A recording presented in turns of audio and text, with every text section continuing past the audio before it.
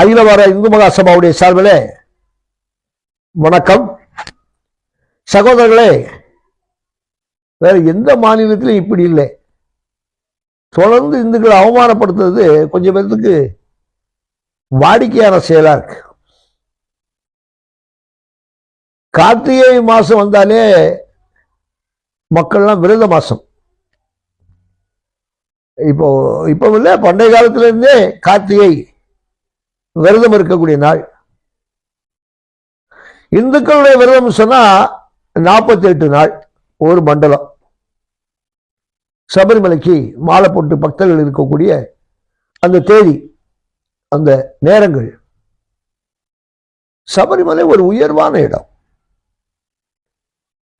சபரிமலையை பற்றி பேசுறதுக்கு இந்த தருதல கூட்டங்களுக்கு தகுதியே கிடையாது. அவ ஜீன்ஸ் பேண்ட் போட்டு அந்த ஆட்டம் ஆடி என்ன சாரி ஐயப்பா அப்படின்னு கேட்டா, என்ன உனக்கு என்ன வந்து போச்சு? கொப்பட்ட கேளு சாரி, ஏன் இப்படிலாம் பேசுறீங்க? பா ரஞ்சித்துடைய ஆட்கள் சொல்றாங்க, அவன் அந்த கூட்கா கடத்தல், கஞ்சா கடத்தல், அதுல திமுகவுடைய பொறுப்பாளர் மாட்டினான அவனுக்கு சிங்கிடி. சீக்கிரத்தில் இவனும் உள்ள போயிடுவான்.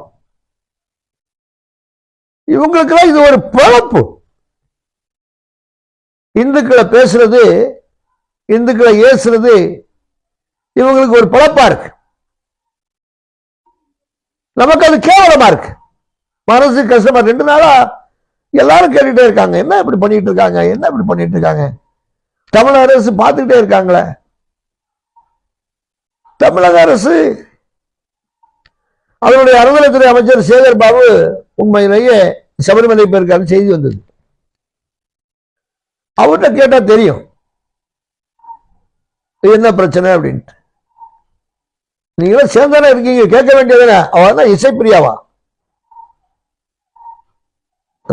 ஒரே டான்ஸ், சில்க் டான்ஸ் வச்சுக்கிட்டு டான்ஸ் ஆடிட்டு,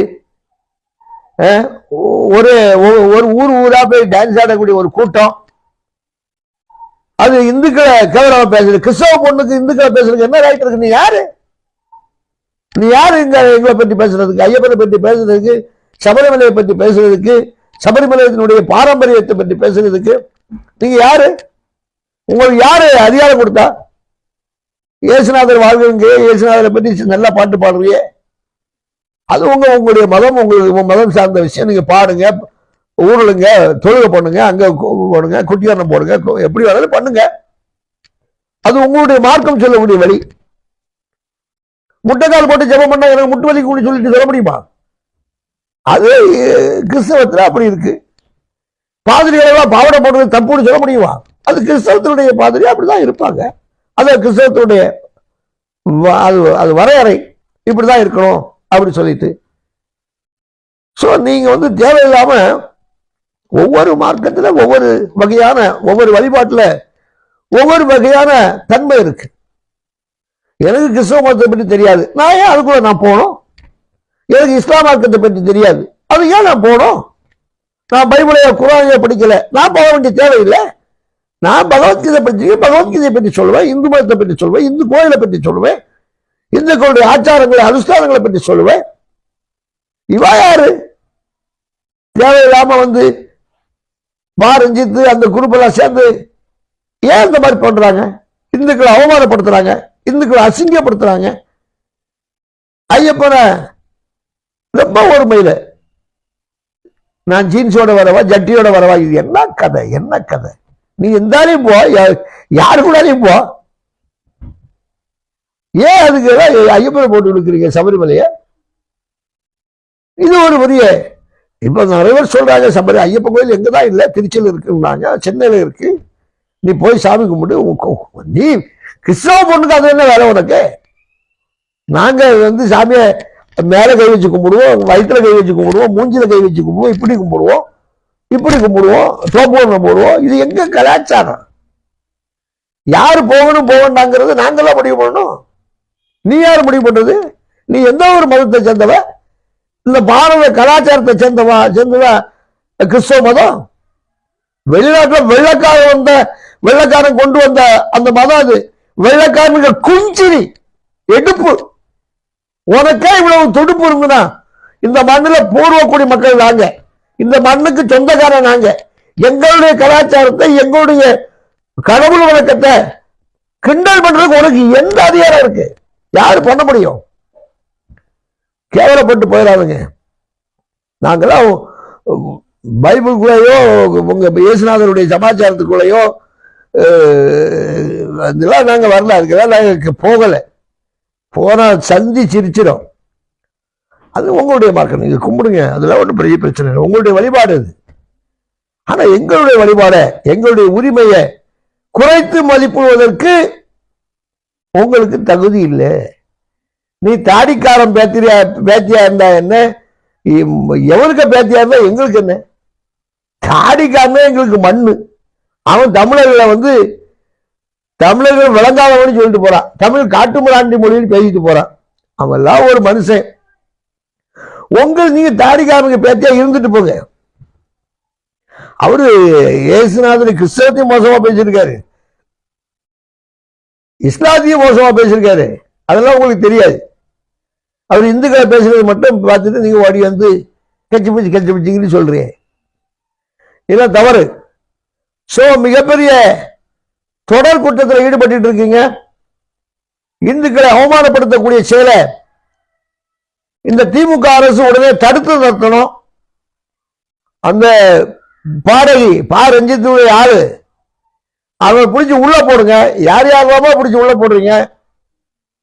இந்துக்களுடைய பாருங்க, வரக்கூடிய காலம் ரொம்ப மோசமான காலமா இருக்கும். நீங்க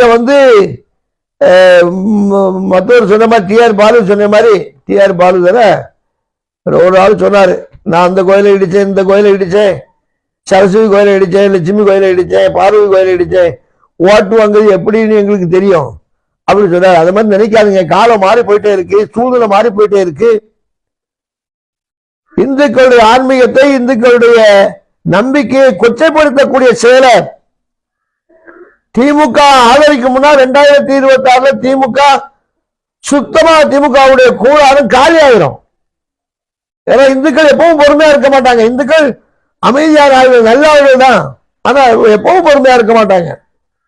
இந்த மாதிரி பேசாம இருக்க சொல்லுங்க இந்த ஆளுகளை. இல்ல பிடிச்சி உள்ள போடுங்க, இல்ல வேற எங்கேயாவது நாடு கடத்துங்க.